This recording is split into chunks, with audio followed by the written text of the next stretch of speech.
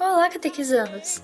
Estamos chegando ao fim da quaresma. Semana que vem já é domingo de Ramos e início da Semana Santa, e é muito importante que compareçamos nesta missa. É muito importante também que nós nos confessemos para viver bem a Semana Santa e a Páscoa que se aproximam. Não percamos essa oportunidade de nos reconciliar com Deus. Tem um vídeo aqui no canal falando mais sobre a confissão para quem quiser, e vou deixar também nos comentários, tá? Hoje falaremos sobre o Evangelho de domingo e sobre o respeito que devemos ter com a Santíssima Eucaristia. Vamos lá?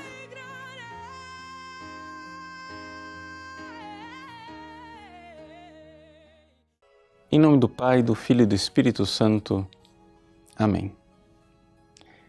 Meus queridos irmãos, iniciamos hoje a leitura do 8º capítulo do Evangelho de São João e iremos ler esse capítulo agora nos próximos 4 dias.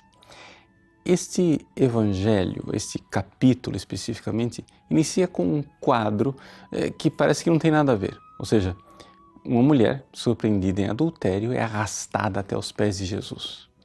Jesus, então, na sua compaixão, diz: a quem não tiver pecado, atire a primeira pedra. As pessoas envergonhadas começam a deixar cair suas pedras, vão embora para casa e Jesus diz: mulher, ninguém te condenou, nem eu te condeno, vai e não peques mais. Este evangelho é muito comentado exatamente por causa da misericórdia de Jesus. No entanto, se nós olharmos para o contexto geral do capítulo 8º, nós iremos ver uma outra coisa. A partir da misericórdia de Jesus para com aquela mulher, se intensifica o drama da paixão do próprio Cristo. Ou seja, ali Jesus evita que aquela pecadora morra e então se começa a falar da morte de Cristo. Exatamente se nós colocamos nesse contexto esta luz, não é? Nós então podemos ver este episódio de Jesus que perdoa a mulher adúltera debaixo de uma outra perspectiva. Nós começamos a compreender que nós, pelo nosso pecado, somos merecedores de morte. Pelos nossos pecados, nós somos essa mulher adúltera, arrastada até os pés de Jesus para sermos merecidamente condenados à morte. Sim, o próprio São Paulo diz isto na carta aos Romanos, dizendo que, e no entanto, eles têm consciência que são merecedores de morte os que fazem estas coisas, esses pecados, estas abominações. E, no entanto, o Cristo nos libertou desta condenação. Não somente Ele nos libertou de uma pena de morte aqui nesse mundo, Ele nos liberta de uma morte pior ainda, a morte eterna, a morte do inferno, ou seja, uma morte que não tem fim, uma morte que não morre. Por quê? Porque ela guarda em si mesma, como diz o cardeal São Roberto Bellarmino, em si mesma ela guarda todo o mal e tudo aquilo que de ruim existe na vida e na morte. Pois bem, a mulher é perdoada e essa mulher somos nós. Quando Jesus olhou para aquela pecadora aos seus pés, não se iluda, Ele olhou e viu você. Ele olhou para o seu rosto, Ele viu os seus pecados. E então, Jesus está disposto a perdoar os seus pecados. Ele quer, não somente Ele quer, Ele irá morrer para fazer isto. Ele irá derramar o sangue no seu lugar. A partir desta misericórdia do Cristo para com a adúltera, se desencadeia uma fúria infernal contra o próprio Jesus. Como que se aqueles pecadores ressentidos, porque não podiam delapidar e condenar aquela mulher, agora se voltam contra o juiz misericordioso, que é o Cristo.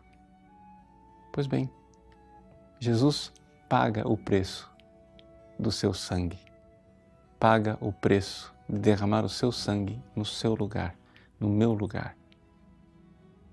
Mas não vamos ouvir nós o seu apelo? Ele diz assim: também eu não te condeno, vai e não peques mais. Veja, todo mundo recorda o nem eu te condeno. Mas todo mundo se esquece do não peques mais. Por quê? Porque não tem sentido nenhum você ser perdoado assim, de forma misericordiosa e clemente por um Deus tão bom e continuar ofendendo a Ele, continuar cuspindo no rosto dele, continuar fazendo com que ele sofra. Então, vamos nós nos arrepender de nossos pecados, vamos dar valor ao amor com o qual nós fomos amados. Vamos amar de volta esse amor infinito que nos amou. Vai e não peques mais. Deus abençoe você. Em nome do Pai, e do Filho, e do Espírito Santo. Amém. Olá, meu querido paroquiano virtual. Hoje eu quero falar um pouco com você sobre o respeito que nós devemos ter com a Santíssima Eucaristia. Eu já falei em alguns vídeos sobre o dogma da nossa fé, a verdade fundamental da nossa fé, que é a presença real de Jesus na Santíssima Eucaristia. Ou seja, a hóstia consagrada é realmente o corpo, o sangue, a alma e a divindade de Jesus, assim como Jesus nos disse no Evangelho. O pão que eu darei é a minha carne para a salvação do mundo. Convido a você a ler o capítulo 6 do Evangelho de São João, onde Jesus fala muitas e muitas vezes sobre o mistério da Santíssima Eucaristia, a sua presença real na hóstia consagrada. Então, se a Eucaristia é Jesus, se a Eucaristia é de fato o corpo, o sangue, a alma e a divindade de Cristo presente na aparência do pão, na aparência do vinho, qual é a nossa atitude diante da Eucaristia? Para a gente entender isso, nós precisamos primeiro ter fé. Então, se eu não tenho fé, obviamente que eu não tenho respeito. Obviamente que para mim aquilo ali não é nada. Se eu tenho fé, se eu acredito em Deus e se eu acredito naquilo que Jesus deixou, que é a Eucaristia, então aquilo tem uma suma importância para a minha vida. Existe um outro problema também que nós vemos se difundir muito nas últimas décadas, nesses últimos tempos, que é a dessacralização, ou seja, o homem que perde o sentido de Deus, que perde a noção de Deus, ele perde também a noção do sagrado, do respeito, da diferença em que existe no âmbito do divino para aquilo que é basicamente, propriamente do homem. Quando nós temos fé e quando nós compreendemos o que é o sagrado, nós sabemos diferenciar aquilo que está infinitamente acima de nós, que é aquilo que toca a Deus, e aquilo que pertence ao homem, aquilo que é humano ou que está próximo a nós. Então, na igreja, isso nós dizemos com sagrado e profano, ou seja, aquilo que está fora do âmbito sagrado. Existem coisas sagradas, existem ambientes sagrados, mas o mais sagrado de tudo que nós temos na nossa fé, que nós temos no mundo, que nós temos na Santa Igreja, é a Santíssima Eucaristia. Ali é o Santo dos Santos, é o próprio Deus presente, visível no mundo, escondido naquela aparência, mas ali é o próprio Deus. Então, qual deve ser a minha atitude diante da Eucaristia? Então, em primeiro lugar, uma atitude de profundo respeito, de profunda adoração, de profundo amor. Que eu possa compreender que ali é o mais sublime da minha fé. Então, nós temos um gesto que é bíblico de adoração, de respeito à divindade, que é dobrar os joelhos. Então, diante da Eucaristia, nós dobramos os nossos joelhos, nós inclinamos a nossa cabeça, nós até nos prostramos pela fé que nós temos, que ali é o próprio Deus. Por isso, na missa, nós temos diversos momentos em que nós nos ajoelhamos, especialmente na hora da consagração, onde nós estamos ajoelhados, reconhecendo que ali, em cima do altar, nas mãos do sacerdote, está o próprio Deus. Também é uma tradição antiquíssima da Igreja que não foi abolida. Nós nos ajoelhamos para comungar. Claro que hoje existe a opção no rito novo de comungar de pé, mas essa é uma opção, ninguém é obrigado a comungar de pé. Existem vários conselhos de grandes homens da igreja em que nos pedem para nós renovarmos a tradição mais antiga de comungarmos de joelhos, que significa exatamente que eu reconheço que diante de mim não está simplesmente o Padre, mas está o próprio Deus que vem a mim na Santíssima Eucaristia. Uma outra coisa muito importante nessa forma de respeitar Jesus na Eucaristia é respeitar o ambiente sagrado. Então a igreja não é um lugar de conversa, a igreja não é um lugar de bate-papo, não é um lugar de encontrar as pessoas como se fosse a praça, como se fosse a sala da minha casa. Não, a igreja é o lugar da adoração. Deus está ali. Ali é um mini céu, né? Onde todos os olhares devem se voltar para Deus, devem se voltar para o sacrário. Você pode até argumentar, mas padre, na minha igreja o Santíssimo fica numa capelinha ao lado, não fica lá no centro. Tudo bem, mas mesmo assim, aquele ambiente não foi feito para a conversa, aquele ambiente foi feito para o silêncio, para a adoração, para você reconhecer a presença de Deus. Ali é celebrado o culto divino, o perfeito culto que agrada a Deus, que é a Santa Missa.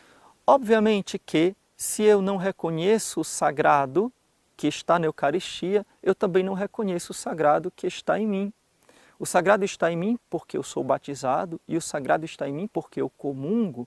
Então, o meu corpo é templo da Santíssima Trindade. Eu também devo espelhar esta sacralidade, esta presença constante de Deus em mim.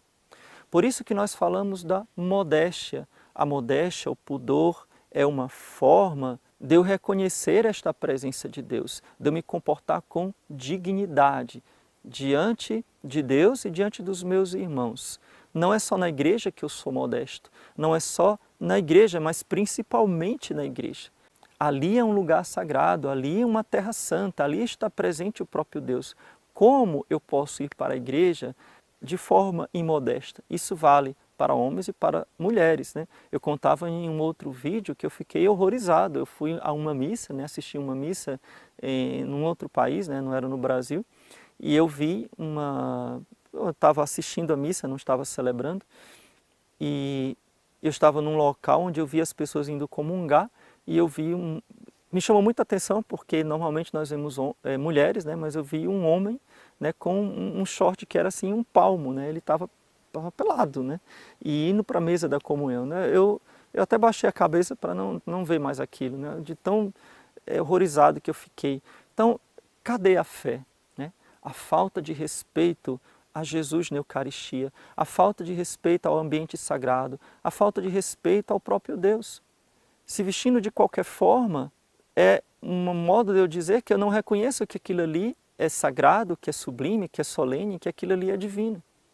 É uma forma de eu demonstrar que eu não tenho fé. Ora, se nem na igreja eu me visto com pudor, imagine fora da igreja.